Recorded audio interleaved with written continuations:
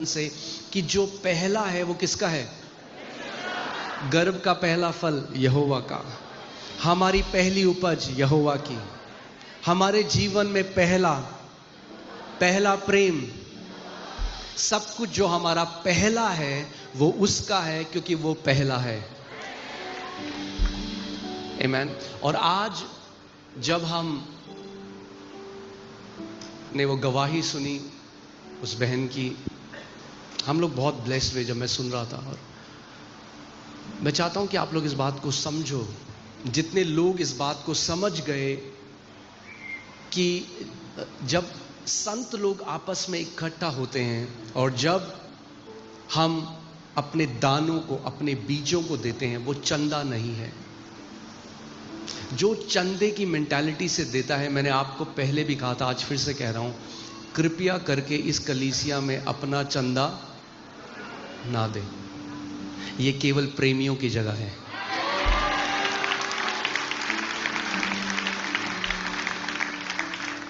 Do you know, you search the Bible for your self. मुझे तो नहीं मिला, मैंने जितना भी स्टडी किया, मुझे डोनेशन वर्ड बाइबल में नहीं मिला।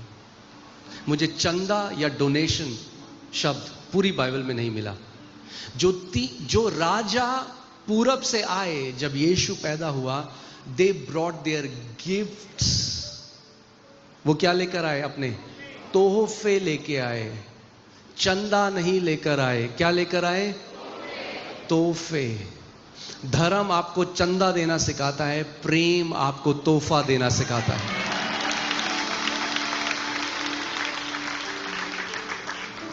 आमीन।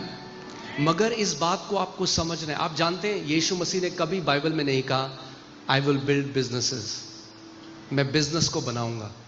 He never said that.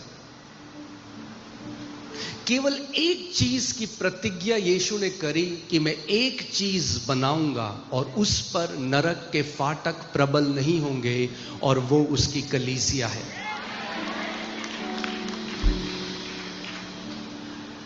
Companies आएंगी, बंद हो जाएंगी, आज चलेगा बिजनेस, कल को बंद हो जाएगा, मगर एक चीज है जो यीशु के आने तक इस पृथ्वी पर अड़िग रहेगी और बढ़ती रहेगी, और नरक के फाटक उस पर प्रबल नहीं होंगे, और वो यीशु मसीह की जीवित कलीसिया है।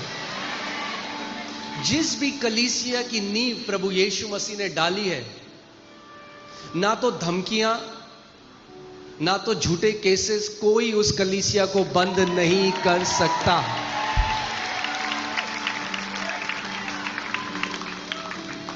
आमीन।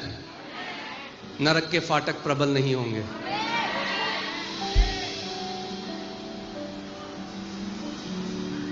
तो मैं चाहता हूं इस बात को आप समझो, ओके?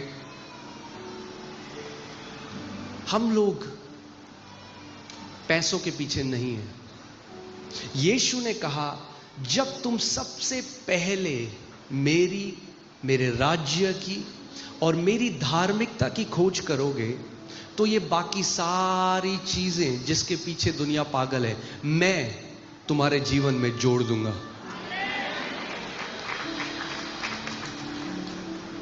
आमीन। सो जब आप एक कलीसिया में, अगर आप एक जीवित कलीसिया में रोपे गए हो, जो आप रोपे गए हो, उसका प्रमाण यीशु आपको हर संडे देता है। जो गवाहियां आप यहां सुनते हैं वो मनुष्य नहीं कर सकता, वो केवल परमेश्वर कर सकता है। आमीन।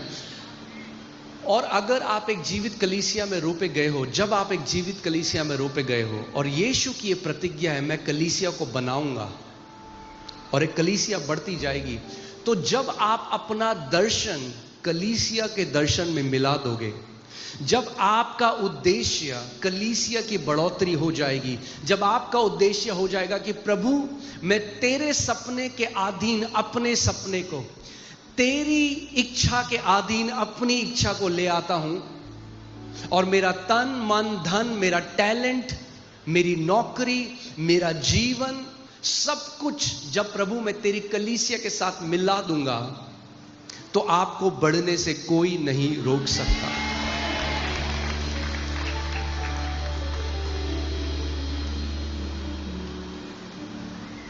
और मैं हर बार इसको बोलता हूं, जब तक प्रभु आपकी आंखें नहीं खोलेगा आप नहीं समझोगे। क्योंकि कई लोग सोचते हैं अरे ये देखो ये चंदा ले रहे हैं, वो तो हम लेते नहीं यहां पे, पहली बात। दूसरी बात कि जब परमेश्वर 40 लाख इजराइलियों को रेगिस्तान में खिला सकता है तो आज भी अपनी कलीसिया को वो कर सकता है, मगर उसने जो ये प्रबंध किया है वो आपके लिए किया है। क्योंकि उसने कहा दो तो तुम्हें दिया जाएगा, हिला हिला कर, दबा दबा कर मनुष्य तुम्हारी गोदी में डालेंगे। क्योंकि लोग इस बात को नहीं समझते। उसने कहा जब तुम मेरे राज्य में बोते हो तो वापस कैसे आएगा? मनुष्य तुम्हारी गोदी में डालेंगे। That means the opportunities, the business opportunities, जो नौकरियां आपकी लगती हैं, जो फेवर आपको मिलता है मनुष्यों से, मगर वो निर्धारित कहां से हुआ? स्वर्ग से। सो कई लोग उसको नहीं देख पाते, कहते अरे ये तो मैं इतना टैलेंटेड हूं इसलिए मुझे एक नई नौकरी मिली। नहीं, दो तो तुम्हें दिया जाएगा, हिला हिला कर, दबा दबा कर मनुष्य तुम्हारी गोदियों में उंडेलेंगे। God will cause men to be good to you. God will cause men to bless you. Amen?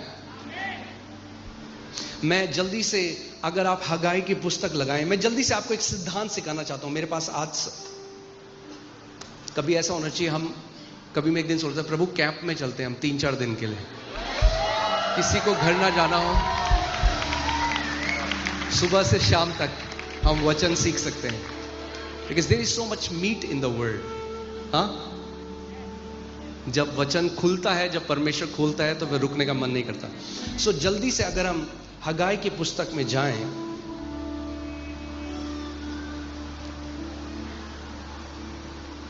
और देखिए यहां पे क्या लिखा है, मैं दूसरे अध्याय से पढ़ता हूं और ध्यान से आपको सुनना है, इस सिद्धांत को समझना है, क्योंकि यह सिद्धांत आज भी है। सेनाओं का यहोवा यो कहता है, ये लोग कहते हैं कि यहोवा का भवन बनाने का समय नहीं आया है। ओके, लोग क्या कहते हैं? यहोवा के भवन बनाने का समय नहीं आया है। फिर यहोवा का यह वचन हागे भविष्यद्वक्ता के द्वारा पहुंचा। So God is hearing what people are saying. परमेश्वर सुन रहा है लोग क्या कह रहे हैं। अब परमेश्वर ने अपना वचन अपने भविष्यद्वक्ता को दिया और कहा, क्या तुम्हारे लिए अपने छत वाले घरों में रहने का समय है जबकि यह भवन उजाड़ पड़ा है? क्या कह रहा है परमेश्वर? Simply what he is saying is, you are concerned about your houses, you are not concerned about my house. तुम अपने घर की चिंता तो करते हो, मगर तुम मेरे घर की चिंता नहीं करते। मेरा घर उजाड़ पड़ा है and you don't care. Okay, इसीलिए अब सेनाओं का यहोवा यो कहता है, अब सुनो, ध्यान से सुनना जो प्रभु कहने वाला है, क्योंकि इन लोगों का जो एटीट्यूड है, जो उनका स्वभाव है परमेश्वर के भवन को लेकर, उससे उनके जीवन में कुछ हो रहा है। अब ध्यान से सुनना क्या हो रहा है। इसलिए अब सेनाओं का यहोवा यूं कहता है, अपनी अपनी चाल चलन पर ध्यान करो। चाल चलन किस बारे में? परमेश्वर के भवन के लिए आपका जो स्वभाव है उस बारे में। Because God takes it personal how you consider God's house. परमेश्वर उसको हल्का नहीं आपता। जैसा आप परमेश्वर के भवन के लिए स्वभाव रखते हो, परमेश्वर उसको देखता है। अब देखिए आगे क्या लिखा है, तुमने बहुत बोया परंतु थोड़ा काटा। ये शारीरिक बोने की बात कर रहा है, जो किसान थे जिन्होंने बीज बोई, ये वो वाली फाइनेंशियल बोने की बात नहीं है। तुम खाते हो पर पेट नहीं भरता, तुम पीते हो परंतु प्यास नहीं बुझती, तुम कपड़े पहनते हो परंतु गर्माते नहीं, और जो मजदूरी कमाता है वो अपनी मजदूरी की कमाई को छेद वाली थैली में रखता है। कई लोग हैं ना, वो कहते हैं हमें ऐसा लगता है जो हम कमाते हैं वो छेद वाली थैली में, और परमेश्वर कह रहा है उसका कारण क्या है? क्योंकि तुम्हारा जो स्वभाव मेरे भवन के लिए है। All you're concerned about is your house and God will give you your own house. तुम केवल अपने घर की चिंता करते हो, तुम मेरे घर की चिंता। मैंने आज आपको क्या कहा था स्टार्टिंग में, हमें वो लोग बनना है जो परमेश्वर के घर की चिंता करने वाले, परमेश्वर के घर के लिए सोचने वाले हो जाए। परमेश्वर का घर तो भूल जाओ, चिंता तो बाद में। कई लोग तो आके यहां कलेश मचाते हैं, नहीं समझते। अगर आप कुछ नहीं कर सकते भवन के लिए, दुख मत दो उन लोगों के लिए जो सेवा कर रहे हैं। आपका स्वभाव परमेश्वर के भवन के लिए आपके एरिया में हर एक जीवन के एरिया को प्रभावित करता है। इसको मानो या ना मानो, इस बात को लिख लो, मैं आज आपको लिख के दे सकता हूं। Everyone who loves God's house will flourish। जो कोई परमेश्वर के भवन से, उसके लोगों से, संतों के साथ में आने से प्रेम करता है, वो जीवन में फलता फूलता रहेगा। इसीलिए परमेश्वर का वचन भजन संहिता 92 में कहता है, जो यहोवा के भवन में रोपे जाते हैं वो उसके आंगनों में फलते और फूलते रहेंगे। रोपे कौन से लोग जाते हैं? वो नहीं जो हर संडे आते हैं। आपका केवल यहां संडे आना काफी नहीं, किस स्वभाव के साथ आप बैठते हो परमेश्वर उसको देखता है। आपके दिल में जो विचार उठते और बैठते हैं परमेश्वर उसको देखता है। आमीन। हम लोगों को आप लोगों को समझना है।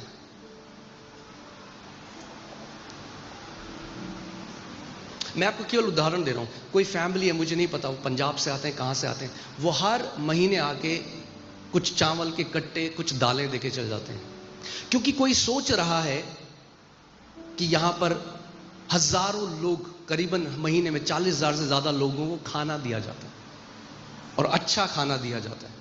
सो कोई सोच रहा है, कोई चिंता करता है। आपको क्या लगता है परमेश्वर ऐसे बंदे को बढ़ाएगा? नहीं, मैं लिख के दे रहा हूं क्या होगा उस बंदे को।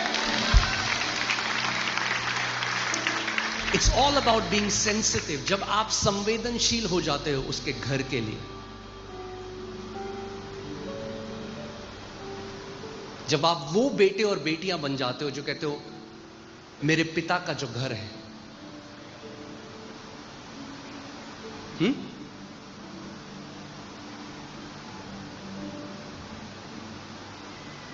कई लोग कहते हैं हाँ चर्च बिल्डिंग नहीं, बिल्कुल चर्च बिल्डिंग नहीं, मगर मिलती एक बिल्डिंग के अंदर है।